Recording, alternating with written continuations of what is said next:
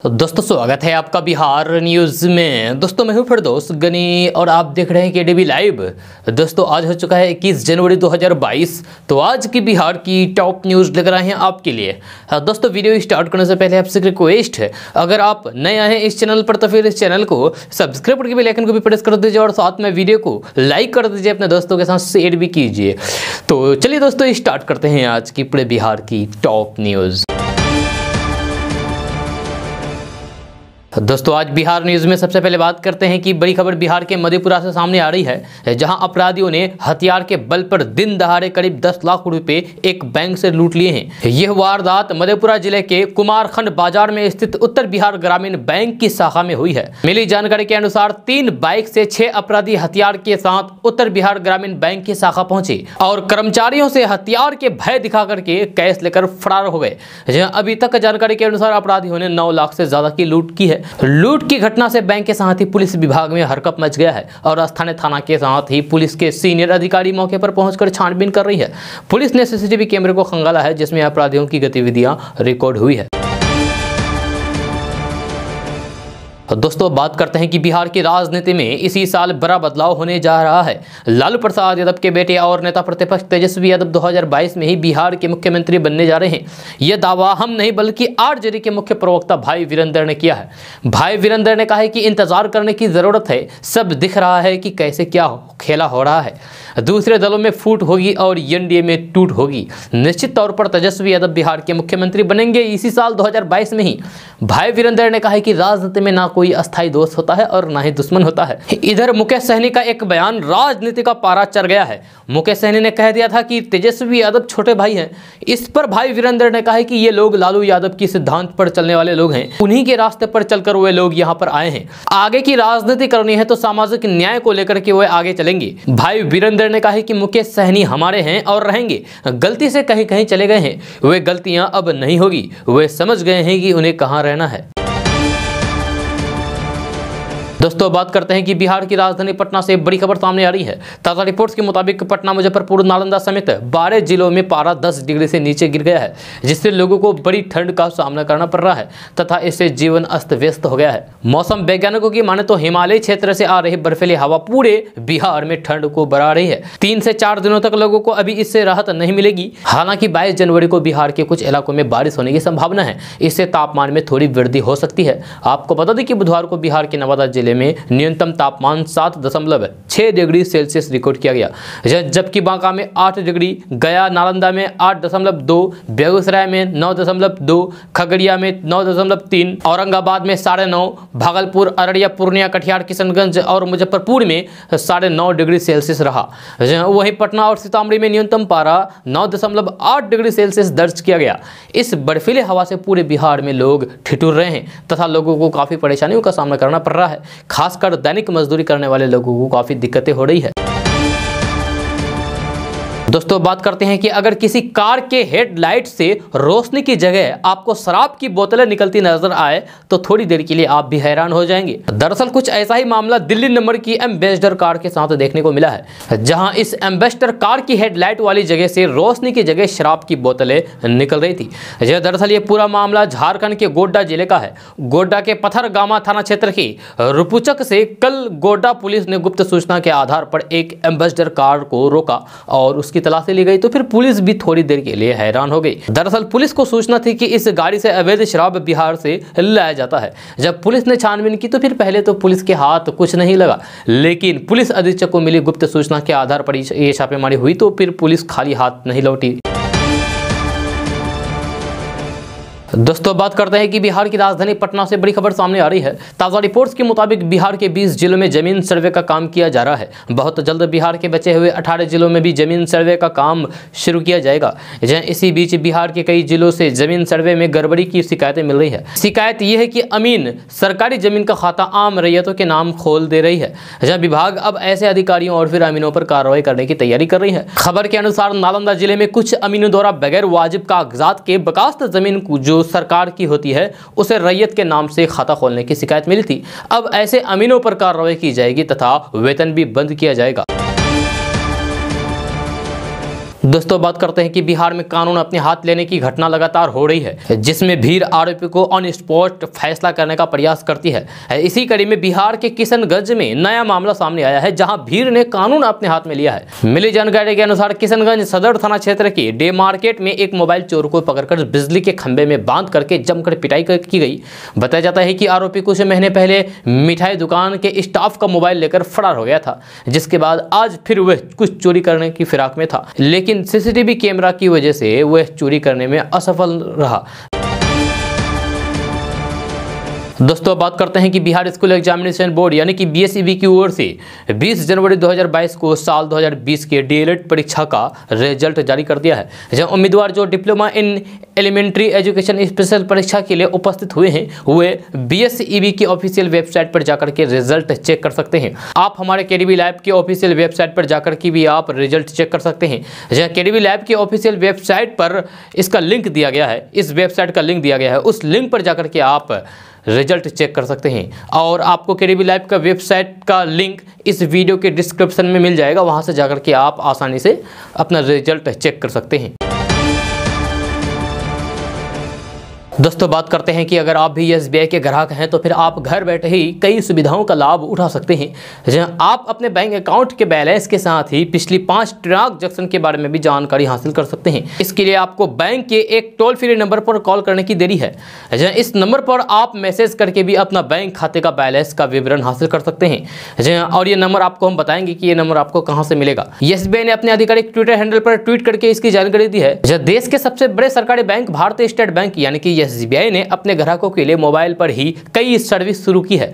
अब ग्राहक घर बैठे ही एक फोन कॉल करके कई सर्विस का फायदा उठा सकते हैं। इसके लिए आप एसबीआई के टोल फ्री नंबर पर कॉल करके अपने बैंक अकाउंट का बैंक बैलेंस जान सकते हैं। इस नंबर पर आप मैसेज करके भी अपने बैंक खाते का बैलेंस का विवरण हासिल कर सकते हैं। अगर आपका भी खाता स्टेट बैंक ऑफ इंडिया में है यानी कि एसबीआई में है तो फिर आप ये नंबर लेकर के कॉल कर सकते हैं, अपने सारी समस्या को दूर कर सकते हैं। जी हाँ, और ये नंबर आपको केडीबी लैब की ऑफिशियल वेबसाइट पर मिल जाएगा और इस वेबसाइट का लिंक आपको इसी वीडियो के डिस्क्रिप्शन में भी दे देंगे, वहां से जाकर के आप इस नंबर को हासिल कर सकते हैं। साथ ही आपको यह भी बता दूं कि टोल फ्री नंबर पर कॉल करके आप एटीएम कार्ड फिर से इशू कर सकते हैं या फिर अपने वर्तमान एटीएम कार्ड को ब्लॉक करवा सकते हैं। इस नंबर पर फोन करके आप एटीएम का पिन नंबर भी तैयार कर सकते हैं। एटीएम कार्ड ब्लॉक कराए जाने के बाद नए एटीएम कार्ड के लिए आप इसी नंबर की मदद ले सकते हैं। एसबीआई का कहना है कि इस कॉल सर्विस से ग्राहकों को किसी के संपर्क में आए बिना बैंकों के काम निपटाने में सहूलियत होगी। फिर से आपको बता दूं कि आपको यह नंबर केडीबी लैब की ऑफिशियल वेबसाइट पर मिल जाएगा, और इस वेबसाइट का लिंक आपको इस वीडियो के डिस्क्रिप्शन में दे दिया गया है, वहां से जाकर के आप इस नंबर को हासिल कर सकते हैं, इस नंबर को ले सकते हैं। दोस्तों अब बात करते हैं कि कर्नाटक के उडुपी जिले के एक सरकारी कॉलेज में हिजाब पहनने को लेकर नया बवाल खड़ा हो गया है। जब मुस्लिम छात्राएं पिछले 3 सप्ताह से कॉलेज में हिजाब पहनने की मांग को लेकर संघर्ष कर रही है। ये गतिरोध गुरुवार की सुबह तब बढ़ गया जब उन्होंने कॉलेज के गेट पर तख्तियों के साथ विरोध किया। छात्राओं ने कहा है कि उन्हें हिजाब पहनने से रोकना उनके मौलिक अधिकारों का खिलाफ है, उल्लंघन है, और ये कि वे मेल लेक्चरर के सामने बैठने पर असहज महसूस करती है। छात्रा आलिया ने एनडीटीवी को बताया है कि हम हिजाब पहनकर कॉलेज आए थे, लेकिन हमें एक बार फिर से कक्षाओं में जाने से रोक दिया गया। वहीं छात्रा मुस्कान जैनब ने कहा है कि हमें हिजाब पहनने के लिए 20 दिनों के लिए रोक दिया गया है। छात्रा रेशम ने कहा है कि संविधान हमें हिजाब पहनने का अधिकार देता है, कॉलेज इसे क्यों रोक रहा है। ताजा विरोध कॉलेज के अधिकारियों और फिर जिला अधिकारियों द्वारा छात्रों को एक अल्टीमेट देने के एक दिन बाद आया है, जिसमें कहा गया है कि हिजाब ड्रेस कोड के अनुरूप है और यहाँ शिक्षा प्राप्त करें और लौटते समय इसे पहनकर जाएं। वहीं राज्य के शिक्षा मंत्री बीसी नागेश ने इस पर प्रतिक्रिया देते हुए ऐसा बयान दे दिया है जिसके कारण नया बवाल खड़ा हो गया है। उन्होंने कहा है कि यह प्रथा अनुशासनहीनता है और स्कूल और कॉलेज धर्म का पालन करने की जगह नहीं है। इसके बाद विरोध प्रदर्शन और भी बढ़ गया है। दोस्तों बात करते हैं कि आजाद समाज पार्टी के राष्ट्रीय अध्यक्ष चंद्रशेखर आजाद गोरखपुर सदर से सीएम योगी आदित्यनाथ के खिलाफ विधानसभा चुनाव लड़ेंगे। जहां पार्टी के ऑफिशियल ट्विटर हैंडल से गुरुवार को इसका ऐलान किया गया है। जहां गोरखपुर सदर सीट 1989 से भाजपा के पास है। आपको बता दें कि योगी आदित्यनाथ के गोरखपुर से चुनाव लड़ने के ऐलान के बाद से ही चंद्रशेखर गोरखपुर से लड़ने की बात कह रहे थे, लेकिन अब ऑफिशियली ऐलान कर दिया गया है। दोस्तों बात करते हैं कि आपकी रसोई में महंगाई का एक और अटैक हो सकता है। हर भारतीय रसोई में काम आने वाली मिर्च पर इस बार महंगाई का तगड़ा लग सकता है। दरअसल देश में मिर्च के सबसे बड़े उत्पादक राज्य आंध्र प्रदेश और तेलंगाना में मिर्च की फसलों पर हानिकारक कीटों का हमला हुआ है। ऐसे में अब स्थिति को काबू में लाने के लिए सरकार भी एक्शन में आ गई है। मसाला बोर्ड ने आंध्र प्रदेश और तेलंगाना में मिर्च की फसलों पर हानिकारक कीटों के हमले को देखते हुए वैज्ञानिकों एवं विशेषज्ञों के साथ मिलकर एक कारगर रणनीति बनाने पर बुधवार को चर्चा की। मंत्रालय ने एक बयान में कहा है कि मिर्च की फसल में कीड़े लगने से आंध्र प्रदेश एवं तेलंगाना के किसान बुरी तरीके से प्रभावित हुए हैं। ऐसी स्थिति में इस समस्या का समाधान निकालने के लिए मसाला बोर्ड ने कृषि विशेषज्ञों एवं वैज्ञानिकों के साथ चर्चा की है। लेकिन अब खबर आ रही है कि मिर्च का दाम आसमान छूने वाले हैं, क्योंकि इन राज्यों में मिर्च का फसल बुरी तरीके से बर्बाद हो गया है। दोस्तों अब बात करते हैं कि अगर आप किसी व्हाट्सएप ग्रुप का एडमिन हैं तो आप सावधान रहें, कुछ बातों का ख्याल रखें, नहीं तो फिर आपको जेल जाना पड़ सकता है। जी हां, अगर आप किसी व्हाट्सएप ग्रुप के एडमिन हैं तो फिर यह खबर खास तौर पर आपके लिए ही है। साथ ही आपको यह भी बता दूं पहले कि ग्रुप एडमिन को बाकी के यूजर से ज्यादा अधिकार मिलते हैं और साथ ही उनके कंधों पर अधिक जिम्मेदारियां भी होती है। ऐसे में अगर किसी ग्रुप में कोई गैर कानूनी काम किया जाता है तो फिर इसकी जिम्मेदारी ग्रुप एडमिन की ही रहती है। ग्रुप एडमिन को पता होगा, साथ ही ग्रुप एडमिन को पता होना चाहिए कि कैसा कंटेंट शेयर हो रहा है, वरना ग्रुप एडमिन को जेल तक जाना पड़ सकता है। तो अब आपको बता दूं कि एडमिन को कभी भी व्हाट्सएप ग्रुप में देश विरोधी कंटेंट शेयर नहीं होने देना चाहिए, क्योंकि जब इस पर कार्रवाई होगी तो फिर ग्रुप एडमिन की गिरफ्तारी भी हो सकती है और उसे जेल तक जाना पड़ सकता है। ऐसे ही एक मामले में उत्तर प्रदेश के बागपत जिले के रहने वाले व्हाट्सएप ग्रुप एडमिन को गिरफ्तार किया जा चुका है, क्योंकि उनके व्हाट्सएप ग्रुप में देश विरोधी गतिविधियां चल रही थी। अब दूसरे नंबर पर बात करें तो व्हाट्सएप ग्रुप में बिना किसी की इजाजत के उसकी पर्सनल फोटो और वीडियो शेयर करना अपराध के दायरे में आता है। ऐसा करने पर फोटो और वीडियो शेयर करने वाले के खिलाफ कार्रवाई हो सकती है, फिर चाहे वो ग्रुप एडमिन हो या फिर कोई और यूजर। तीसरे नंबर पर बात करता व्हाट्सएप ग्रुप में अगर कोई किसी भी धर्म के अपमान करने वाले वीडियो या फिर फोटो शेयर करते हैं तो फिर उसे हिंसा भड़काने के मामले में पुलिस गिरफ्तार कर सकती है। चौथे नंबर पर बात करें तो लोग इन दिनों ऐसे ही कुछ भी लिखकर व्हाट्सएप ग्रुप पर सर्कुलर करने लगते हैं। इसको लेकर हाल ही में एक नया नियम बनाया है। इसके तहत फर्जी न्यूज़ और फेक अकाउंट चलाने वालों के खिलाफ अगर कोई शिकायत करता है तो फिर ऐसे अकाउंट्स को बंद किया जा सकता है। पांचवें नंबर पर बात करें तो व्हाट्सएप ग्रुप में अश्लील चीजों को शेयर करना अपराध की श्रेणी में आता है। व्हाट्सएप ग्रुप पर चाइल्ड अश्लील फोटो, वीडियो, देह व्यापार से जुड़े मैसेज शेयर करना अपराध है और ऐसा करने पर भेजने वाले यूजर्स को जेल की सजा का प्रावधान है। दोस्तों बात करते हैं कि पूर्णिया के बहुचर्चित रिंटू सिंह हत्याकांड के मुख्य आरोपी अठिया को पुलिस ने गिरफ्तार कर लिया है। 50,000 के इनामी अठिया की गिरफ्तारी पुलिस के लिए एक बड़ी सफलता है। अठिया बिहार सरकार की मंत्री और जेडीयू नेता लेसी सिंह का भतीजा है और पूर्व जिला परिषद अध्यक्ष रिंटू सिंह की हत्या में उसे मुख्य आरोपी बनाया गया था। आपको बता दें कि अठिया पर पुलिस ने 50,000 का इनाम घोषित रखा था। दोस्तों अब बात करते हैं कि उत्तर प्रदेश में होने जा रहे आगामी विधानसभा चुनाव को लेकर बीजेपी और जेडीयू में सीटों को लेकर अभी तक फैसला नहीं हुआ है। यूपी में 7 चुनाव लड़ने को लेकर भाजपा ने गठबंधन में कोई दिलचस्पी नहीं दिखाई है। इसके बाद जेडीयू की तरफ से धमकी दी जा रही है कि यूपी चुनाव में वह बीजेपी से अलग होकर चुनाव लड़ सकती है। उत्तर प्रदेश विधानसभा चुनाव को लेकर दिल्ली में जेडीयू की अहम बैठक चल रही है, जिसमें बीजेपी से गठबंधन को लेकर फैसला होना है।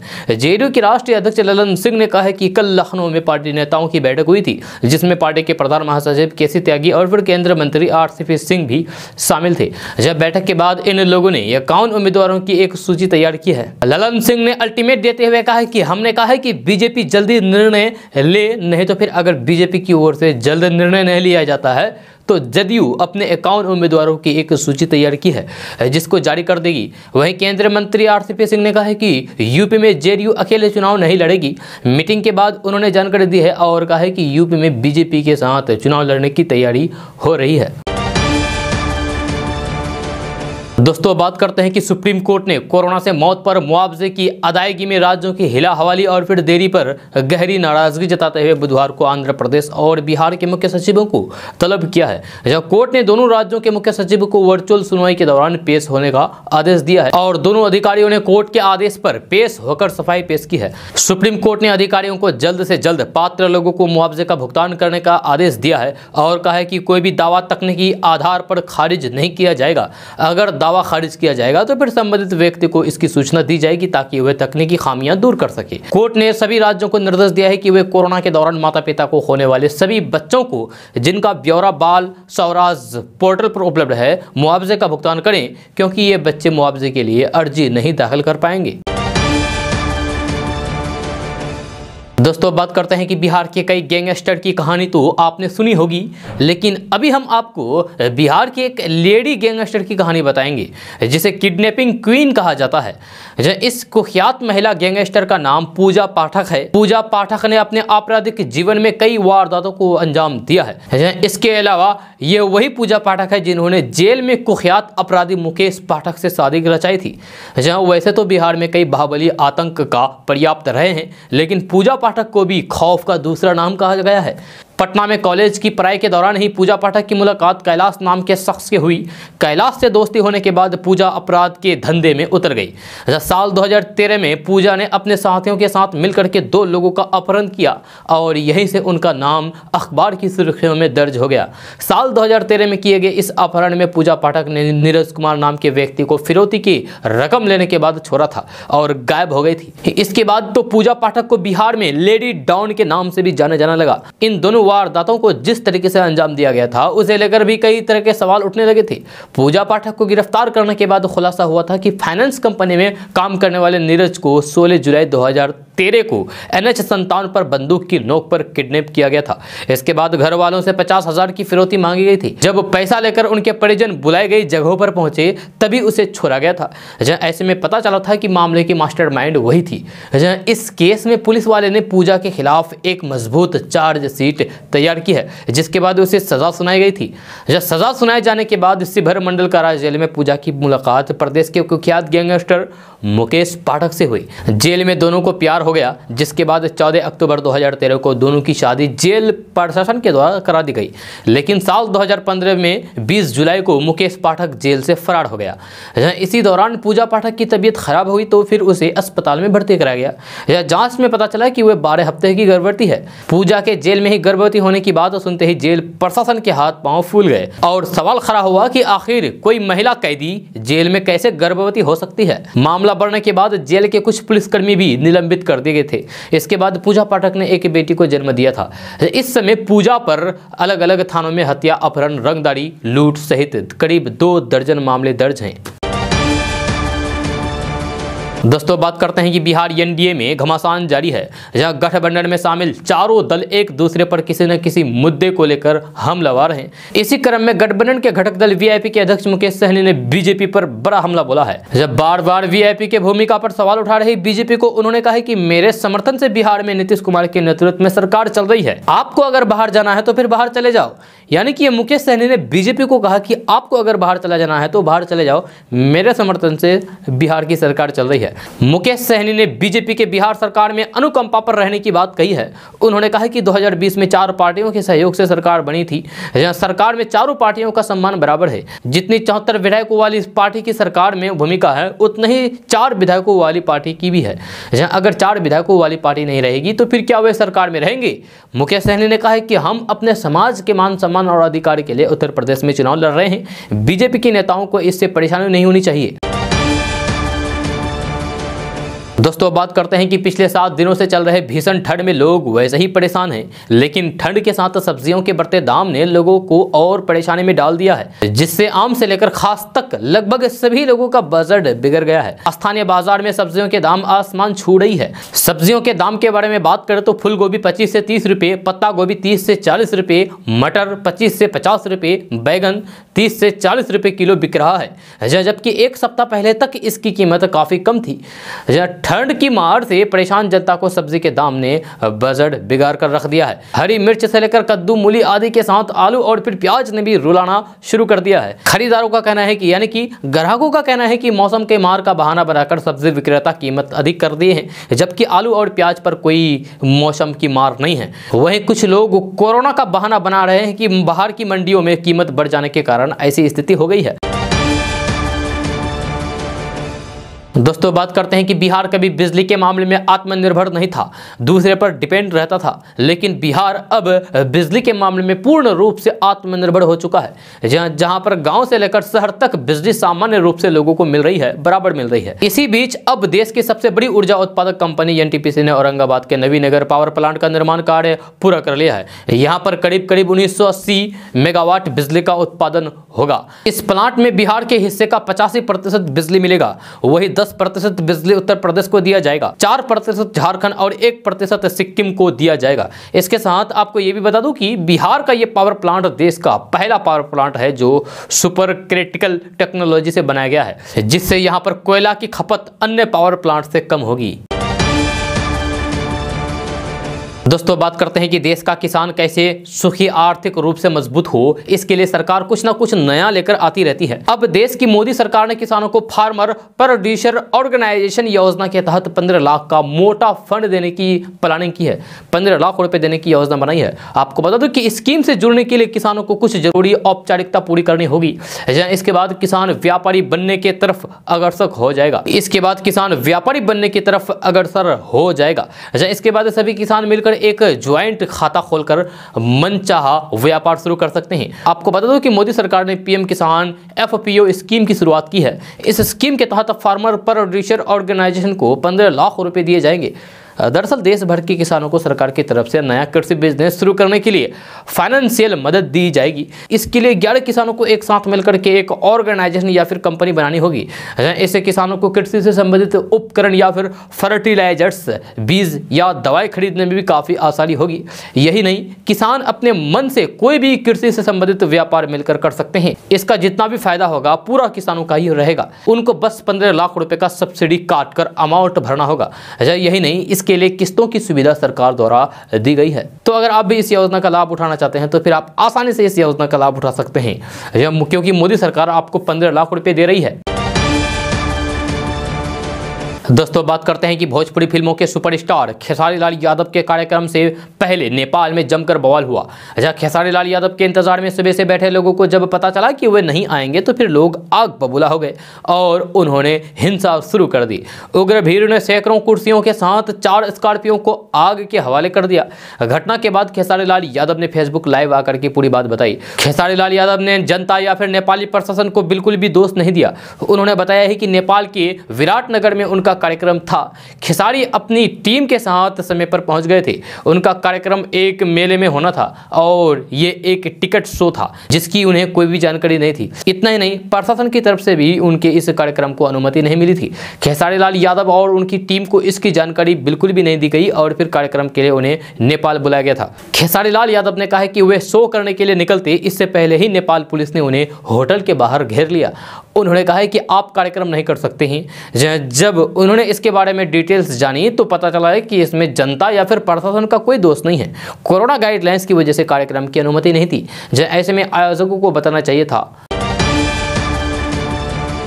दोस्तों अब बात करते हैं कि रसोई गैस की लगातार बढ़ रही कीमतों के कारण उज्ज्वला योजना के लाभुकों ने गैस की जगह चूल्हे पर खाना पकाना शुरू कर दिया है। कमजोर तबके की महिलाओं को खाना बनाने के दौरान धुआं और अन्य समस्याओं से बचने के लिए शुरू की गई उज्ज्वला योजना अब बिहार में उद्देश्य विहीन साबित होने लगी है। एलपीजी की बढ़ती कीमत के कारण ग्रामीण क्षेत्र में 30 से 35% और शहरी क्षेत्र में 20 से 25% लाभुकों ने गैस बुकिंग छोड़ दी है। कुछ लाभुकों ने तो अपना कार्ड चाय दुकानदारों, होटल संचालकों को दे रखा है ताकि उनका कनेक्शन चालू रहे और सब्सिडी का लाभ मिलता रहे। बीते साल लॉकडाउन के समय से ही लगातार इस योजना को इस्तेमाल करने वाले लोगों में से गैस खरीदने वालों की संख्या घटने लगी है। इसमें कुछ ऐसे भी लाभुक हैं जिनका गैस कोई और उपयोग कर रहा है। महज सब्सिडी की लालच में वे गैस बुक तो करवा लेते हैं परंतु उसका उपयोग वे नहीं करते हैं, कोई और ही कर रहा है। आपको बता दूं कि गैस कनेक्शन की सुविधा रहने के बावजूद भी ग्रामीण क्षेत्रों में लकड़ी और फिर उपले का अधिक प्रयोग करने लगा है।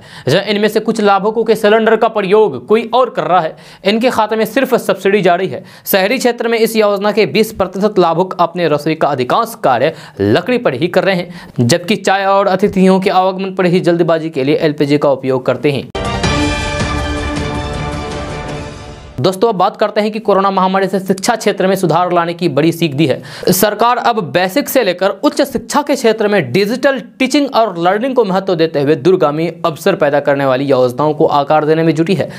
इसकी झलक आगामी बजट में देखेगी। जब पढ़ाई पूरी करने के बाद युवाओं को रोजगार मिले या फिर स्वरोजगार के लिए आत्मनिर्भर बने, ऐसी शिक्षा व्यवस्था में सरकार जुटी है। बेरोजगारी पर काबू पाने के लिए सरकार अब रोजगार सृजन वाली शिक्षा के नए दौर में प्रदेश के युवाओं को ले जाने के प्रयास में है। बिहार के 71,000 प्रारंभिक विद्यालयों और 8,500 से ज्यादा माध्यमिक एवं उच्च माध्यमिक विद्यालयों में आधारभूत संरचना खड़ी हो चुकी है, जहां 1.25 लाख शिक्षकों की बहाली चल रही है और नए साल में भी प्रारंभिक और माध्यमिक विद्यालयों में खाली पदों पर करीब 1 लाख से ज्यादा नियुक्ति की तैयारी चल रही है, यानी कि बहाली की तैयारी चल रही है। दोस्तों बात करते हैं कि उत्तर प्रदेश में जैसे जैसे विधानसभा चुनाव नजदीक आता जा रहा है, वैसे वैसे ही राजनीतिक पार्टियां अपने अपने वादों से जनता को अपनी तरफ करने की कोशिश में लगी हुई है। इसी क्रम में समाजवादी पार्टी के अध्यक्ष अखिलेश यादव ने कल कहा है कि अगर यूपी में जनता उनकी पार्टी को मौका देती है, यानी कि समाजवादी पार्टी की सरकार बनती है, तो वे समाजवादी पेंशन योजना को फिर से शुरू करेंगे। इस योजना के तहत जरूरतमंदों को हर साल 18,000 रुपये दिए जाएंगे। अखिलेश यादव ने कहा है कि उनकी सरकार में इस योजना के तहत पहले 6,000 रुपये दिए जाते थे, लेकिन अब इसका विस्तार किया जाएगा, यानी कि इसको बढ़ाया जाएगा और प्रदेश के हर गरीब परिवार को 18,000 रुपये की मदद हर साल दी जाएगी। अखिलेश यादव ने कहा कि जब प्रदेश में हमारी सरकार थी तब भी सपा महिलाओं के लिए कई योजनाएं लेकर आई थी और एक बार फिर से लेकर आएगी। दोस्तों कहते हैं कि बाप बराना भैया सबसे बड़ा रुपया, और रुपया 2000 के नोटों के बंडल, 500 के नोटों के बंडल, 100 के नोटों के बंडल में कुछ इस तरह सजे होते हैं कि कहना ही क्या। लेकिन खबरदार, होशियार और सावधान, इन रुपयों की रंगीनियत और करारेपन के धोखे में आकर के खुद को अमीर मत समझ लीजिएगा।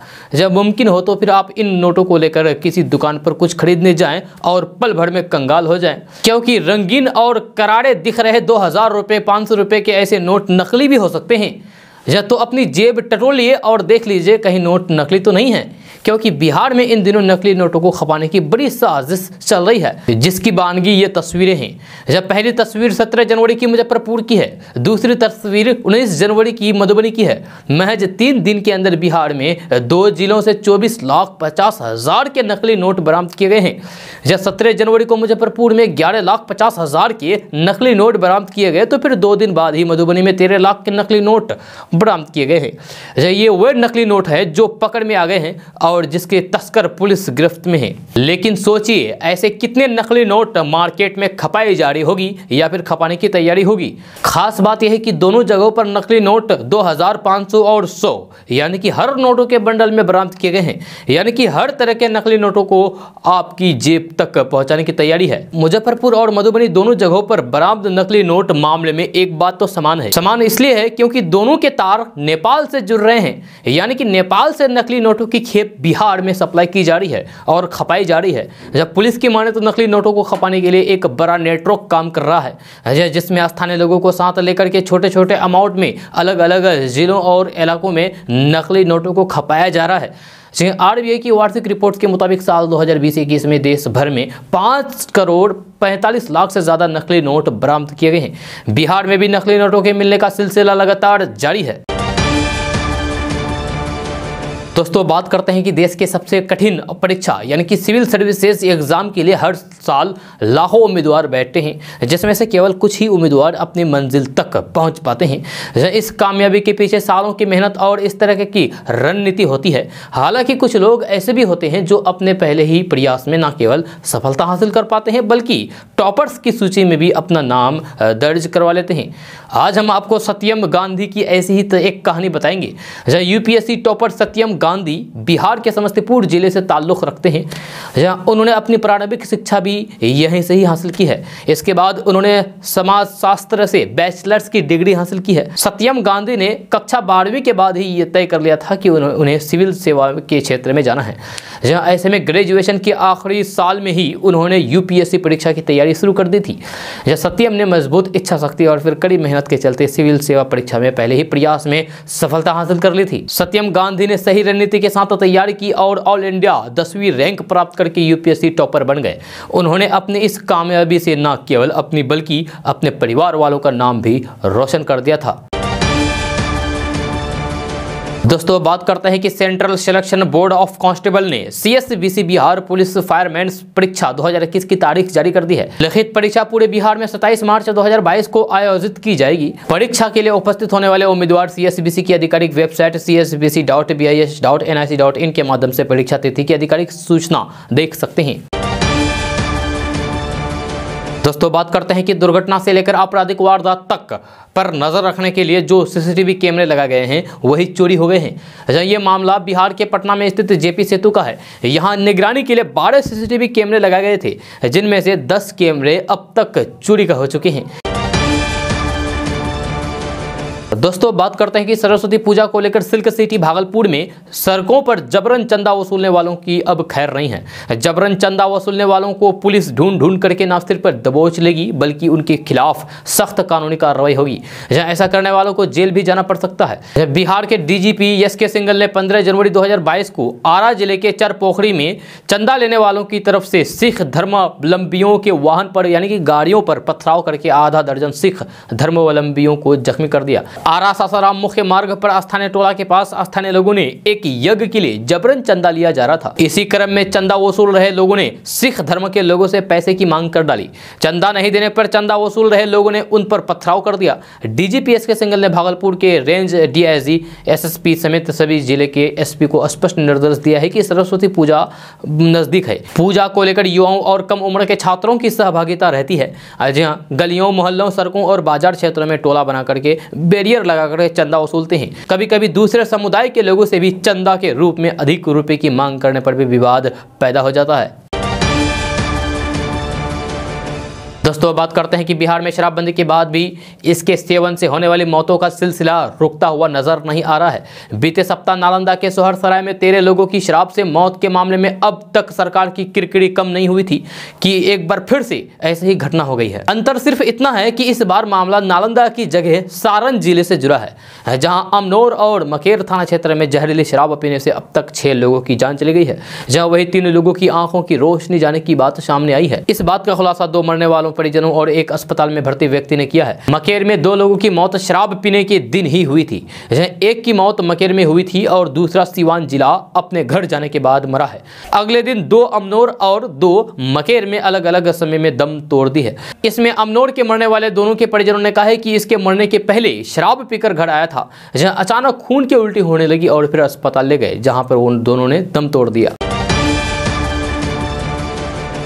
दोस्तों बात करते हैं कि कोरोना टीकाकरण के मामले में बिहार ने बेहतर परफॉर्मेंस किया है। राष्ट्रीय स्तर पर बिहार टॉप 5 राज्यों में शामिल हो गया है। बिहार के अंदर अब तक 11 करोड़ टीके का डोज दिया जा चुका है, जिसे लेकर स्वास्थ्य मंत्री मंगल पांडे ने स्वास्थ्य कर्मियों को बधाई दी है। स्वास्थ्य मंत्री मंगल पांडे ने कहा है कि स्वास्थ्य विभाग के बेहतर प्रबंधन और बिहार वासियों की सहभागिता और फिर जागरूकता से ही ये संभव हो पाया है। जब बिहार में अभी तक 10 करोड़ 80 लाख से ज्यादा कोरोना टीके की डोज दी जा चुकी है, लगभग 11 करोड़। इसमें 10 करोड़ 50 लाख से अधिक डोज 18 साल के ऊपर के आयु वर्ग के लोगों को प्रथम एवं द्वितीय खुराक के रूप में दी गई है, जहां वही 30 लाख से ज्यादा डोज 15 से 18 साल के किशोरों को दी गई है। दोस्तों बात करते हैं कि यूपी विधानसभा चुनाव 2020 की चर्चा बिहार में भी जारी है, जहां यूपी में अपर्णा यादव के बीजेपी में शामिल होने पर बिहार के पूर्व उप मुख्यमंत्री और राज्यसभा के सदस्य सुशील कुमार मोदी ने खुशी जाहिर की है। जी हां, मुलायम सिंह यादव के पुत्र वधू यानी कि बहू अपर्णा यादव के बीजेपी में आने से भाजपा भी खूब उत्साहित है और खुश है। इधर बुधवार को सुशील कुमार मोदी ने ट्वीट करते हुए कहा है कि उत्तर प्रदेश में योगी सरकार ने जिस तरीके से विकास को रफ्तार दी है, सरकारी नौकरियों में पारदर्शी तरीके से टाइम बाउंड भर्ती की और जनता को दुर्दांत अपराधियों माफियाओं से मुक्ति दिलाई, उससे राज्य में अपना दल और निषाद पार्टी के साथ भाजपा के प्रचंड बहुमत से सत्ता में वापसी तय है। मुलायम सिंह यादव की पुत्रवधू अपर्णा यादव का भाजपा में शामिल होना शुभ संदेश है। दोस्तों आज का न्यूज़ बस यहीं तक। कैसा लगा जरूर अपना सुझाव दीजिएगा नीचे कमेंट बॉक्स में कमेंट करके। अगर आप नए आए हैं इस चैनल पर तो फिर चैनल को सब्सक्राइब करके बेल आइकन को भी प्रेस कर दीजिए और साथ में वीडियो को लाइक कर दीजिए, अपने दोस्तों के साथ शेयर भी कीजिए। तो चलिए दोस्तों फिर मिलते हैं अगले वीडियो में, तब तक के लिए जय हिंद जय बिहार।